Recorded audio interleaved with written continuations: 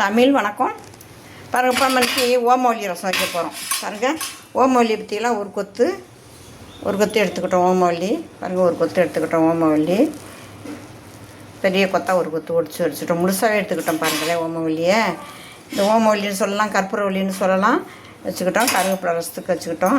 அடுத்து பாருங்கள், புளி கொஞ்சமாக புளி ஊற வச்சுருக்கோம். பாருங்கள், இவ்வளோ தான் புளி ஊற வச்சுருக்கோம். கொஞ்சமாக ஊற வச்சுருக்கோம். அடுத்து பாருங்கள், இந்த ரசத்துக்கு தேவையான பொருள் பாருங்களேன். ஒரு காஞ்ச மிளகாய், கொஞ்சம் மஞ்சத்தூள், கொஞ்சம் ஜீரகத்தூள், கொஞ்சம் பெருங்காயத்தூள், கொஞ்சம் மிளகுத்தூள், பூண்டு வந்து சீவிட்டு வச்சுருக்கோம்.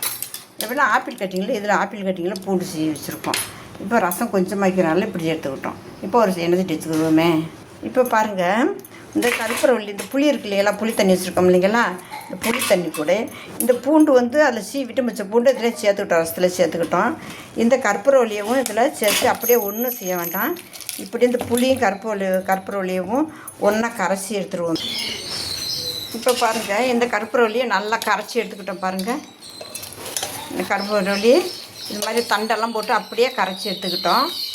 இப்போ கூட என்ன செய்கிறோம், இந்த கருவேப்பிலையும் இதில் சேர்த்துருவோம். பாருங்கள், கருவேப்பிலையும் சேர்த்துக்கிட்டோம். கருவேப்பிலை ரசிக்க தப்பு இல்லை, கருவேப்பிலையும் சேர்த்துக்கிட்டோம்.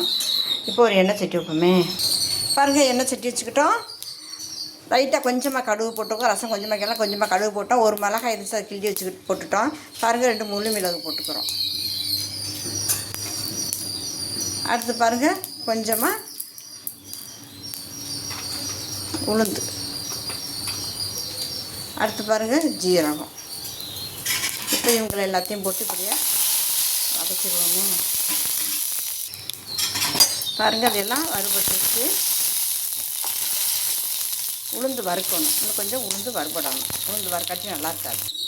இப்போ உளுந்து வறுத்துருச்சு. பாருங்கள், இந்த சமயம் என்ன செய்யணும், இந்த பூண்டு ஊற்றிருக்கோம் இல்லைங்களா, இந்த பூண்டு அதில் போடணும்.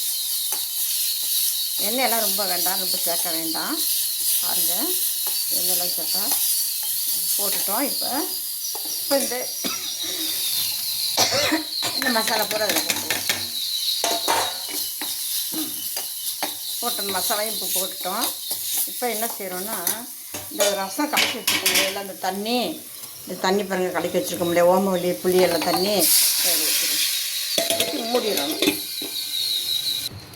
இப்போ பாருங்கள், இந்த ரசம் ஊற்றிட்டோம். இன்னும் கொஞ்சம் தண்ணி ஊற்றிக்கிடுவோமே.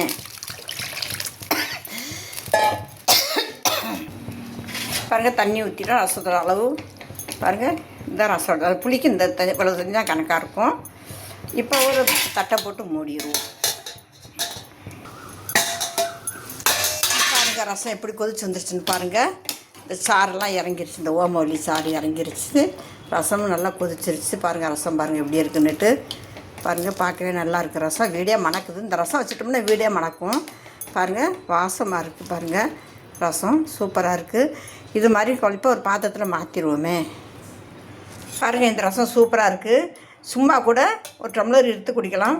இந்த மாதிரி இப்படி தண்ணியாக வச்சுருக்கோம். பாருங்கள், சும்மா கூட எடுத்து குடிக்கலாம். தக்காளியெல்லாம் சேர்க்காம தான் இந்த ரசம் வச்சுருக்கோம். மிளகு பூண்டு சேர்த்து, வெறும் மிளகு பூண்டு. இது எதுக்கு இந்த ரசம் வச்சுருக்கோம்னா, ஜுரம் அடிக்கிறவங்களுக்கு இந்த ரசம் தக்காளி சேர்க்காமல் இந்த மாதிரி வச்சு கொடுத்தோம்னா ரொம்பவே நல்லாயிருக்கும். ஜுரம் கேட்கும். இந்த ரசம் போட்டு சோறு தாராளமாக நிறைய ரசம் போட்டு இந்த சாப்பிட்டாங்கன்னா, சோறு சாப்பிட்டாங்கன்னா ஜுரம் உடனே கட்டுப்படுத்தும். தலைவலி, ஜுரம், சளி கட்டுப்படுத்தும். அதனால தான் இந்த ஓமவல்லி ரசம் வச்சு காமிச்சிருக்கேன் உங்களுக்கு. பாருங்கள், இந்த ஓமவல்லி ரசம் இது மாதிரி நீங்கள் செஞ்சு சாப்பிட்டு பாருங்கள். அருமையாக இருக்கும். எண்ணெயெல்லாம் ரொம்ப சேர்க்காமல் சாப்பிட்டு பாருங்கள். குழந்தைகளுக்கு இது போட்டு ஊட்டிவிங்க. சளி பிடிக்காது குழந்தைகளுக்கு. ஓமவல்லி சேர்ந்துருக்கிறதுனால சளி பிடிக்காது. பாருங்கள், அருமையாக இருக்குது. அருமையான ரசம் பாருங்கள். இப்போ இதில் 2 மல்லி இலை மட்டும் தூவிடுவோமே. மல்லி இலை தூவி இப்படி இறக்கி மூடிடுங்க. சாதத்தை நல்லா குழைய வடித்து இந்த ரசத்தில் போட்டு கரைச்சி ஒரு டம்ளர் கொடுத்துட்டிங்கன்னா ஜுரம் அடிக்கிறதெல்லாம் பறந்துடும். பாருங்கள், நீங்கள் கண்டிப்பாக செஞ்சு பாருங்கள். இது மூலிகை வைத்தியம். இது வந்து கிராமத்து வைத்தியம். இது நாட்டு மருந்து கடை உள்ள வைத்தியம். இது வந்து நல்லா நீங்கள் இதில் நிறைய இந்த பொருள் சேர்ந்துருக்கிறது எல்லாமே நல்லது. உடம்பு சளியை முறிச்சிடும், தலைவலி குறையும், ஜுரம் குறையும். கண்டிப்பாக நீங்கள் ஊற்றி சாப்பிட்டு பாருங்கள். குழந்தைகளுக்கு ஊட்டுங்க, பெரியவங்களும் சாப்பிடுவாங்க. ஃப்ரெண்டுகளுக்கு ஷேர் பண்ணுங்கள். தமிழ் வணக்கம்.